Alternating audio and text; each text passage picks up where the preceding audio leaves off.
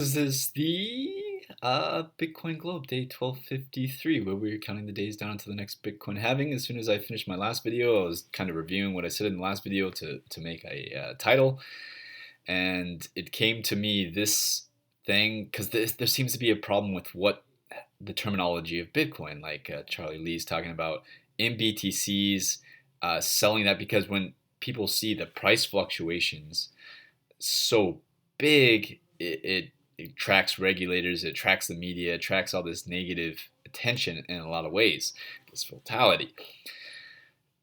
Bitcoin's made to fly under the radar a bit, and if it increases rapidly, it, it's going to attract attention. That's just the bottom line. Imagine if tomorrow Bitcoin shot up to 10,000, which it could. It's possible. It is possible that tomorrow it shoots with $10,000. Some big purchase comes through. So that happens. It's going to be in the headlines. There's going to be all kinds of negative consequences of perhaps that dramatic rise. So we're looking at ways of disguising that in some regard, and also just this is what it needs to be, in my opinion. Okay, so right now we call Bitcoin. If you have one Bitcoin, that's 1.00000 satoshis. Satoshis are anything to the right of the decimal place. That's also known as bitcoins or millibitcoins, right? That's what the little m stands for, is millibitcoins. Um, Also known as bits, also known as satoshis. So you could have 10 satoshi, which would be 0.0006010. That would be 10 satoshi. Now, this is what I feel needs to happen, and this is my opinion, and it's dramatic, and it's going to be a huge shift, but bear with me, give it some thought, keep an open mind.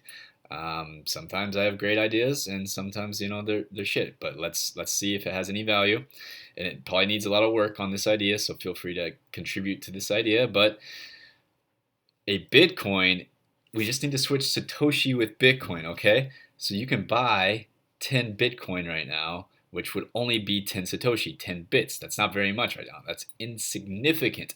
But that's a Bitcoin. And then you can have the Satoshi or something else. I don't know if Satoshi is even the right word, or the bit is actually the larger amount. The larger amount of Bitcoin is if you can make it, if your Bitcoin makes it past that decimal place. Let's say what is that, 8 decimal place, which is $1,000,000.